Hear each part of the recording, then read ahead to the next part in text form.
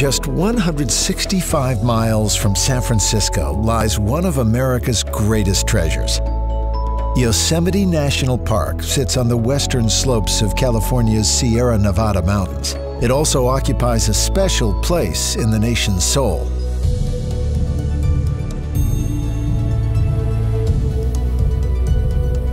Yosemite's story began as the last ice age ended, when the glaciers of the region's high country scoured and sculptured the valley below.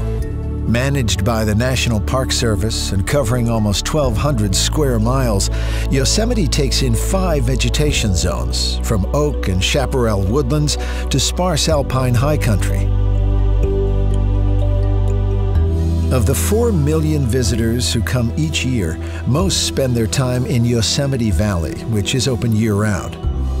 At only 8 miles long and 1 mile wide, this valley packs in more jaw-dropping scenery than just about any other place on Earth.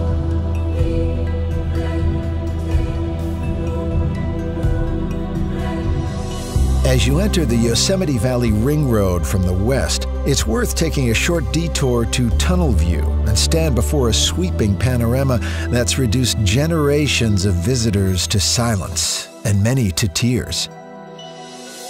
To the right, there's the ethereal mist of Bridal Veil Fall. To the left, the sheer granite face of El Capitan, while in the background, the rising majesty of Half Dome beckons you deeper into the valley. From Tunnel View, it's just a short drive and then an easy walk to the base of Bridal Veil Fall. The fall reaches its peak in May, yet possesses a magic all year round. If you're looking for love, breathe deeply. The park's original custodians, the Awanichi, believe that inhaling the fall's mists increases your chances of marriage. The park's Ring Road follows the banks of the Merced River, a national wild and scenic waterway which shifts in character as it thunders and tumbles from the valley walls before gently winding across the valley floor. Here, the river is lined with pine forests, rich meadows, and beaches. These are the places to pause and let the park's spirit wash over you. These are the places which inspired President Teddy Roosevelt to write, "It was like lying in a great solemn cathedral, far vaster and more beautiful than any built by the hand of man."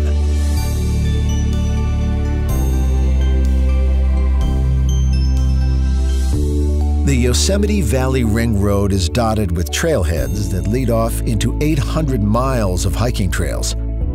First cut almost 150 years ago, the 4-mile trail climbs the valley's southern wall to 2 of the park's greatest outlooks. At Glacier Point, gaze down into the entire valley and away into the distant high country.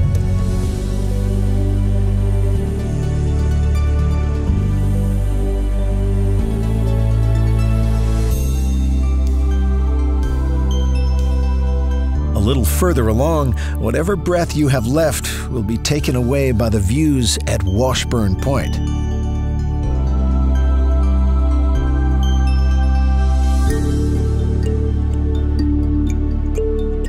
If you're pressed for time, you can also access these outlooks by car or tour bus via Glacier Point Road, which is open between May and November. Further along the Ring Road is the trailhead for another of Yosemite's signature hikes, the Mist Trail. This 5-hour hike is for moderate to experienced hikers, but repays every step with even more stunning vistas and the spectacle of Vernal and Nevada Falls.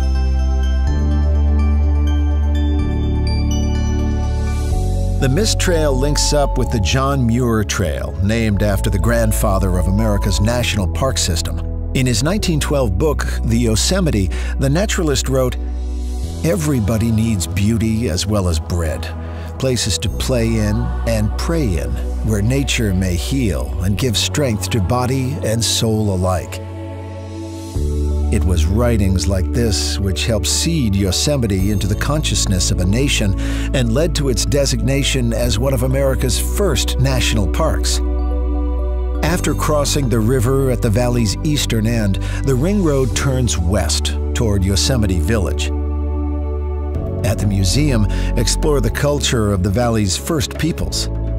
Then, at the visitor center, learn about the miners, ranchers, artists, and entrepreneurs who followed.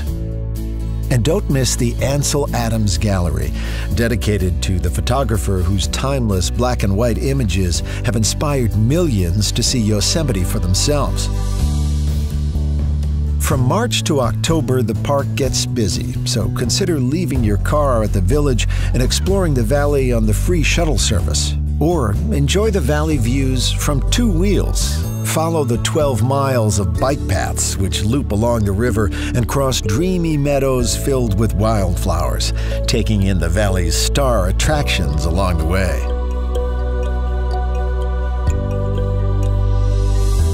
For thousands of years, the Awanichi had villages throughout this fertile valley floor, but it was here at the base of Yosemite Falls where their great chief resided. The falls flow in 3 sections, which you can see in their entirety from vantage points all over the park. But nothing compares to taking the 1-hour hike to feel the full force of lower falls, or spending the day climbing all the way to the upper falls.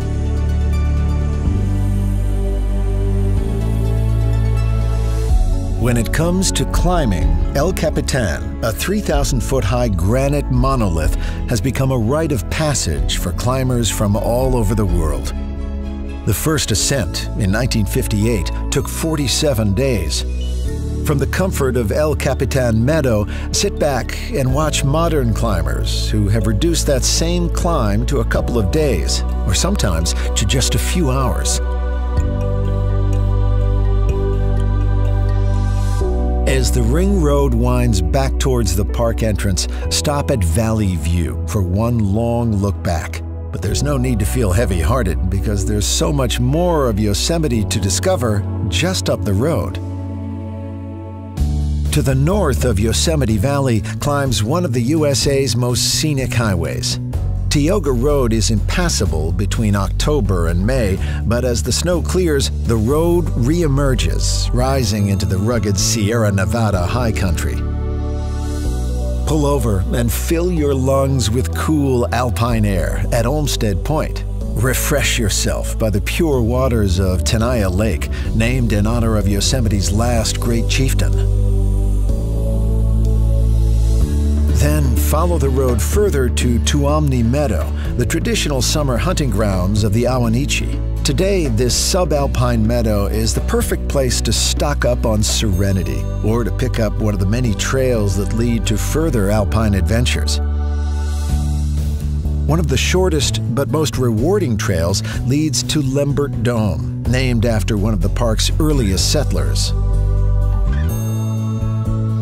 From its high country to its waterfalls, from its towering sequoia to its valley meadows, Yosemite is an American story unlike any other. It is a place where a nation returns again and again through the best and worst of times to breathe, to be inspired, and just be. For this is a place, John Muir once wrote, that is far easier to feel than to explain. This is a place to wash the spirit clean.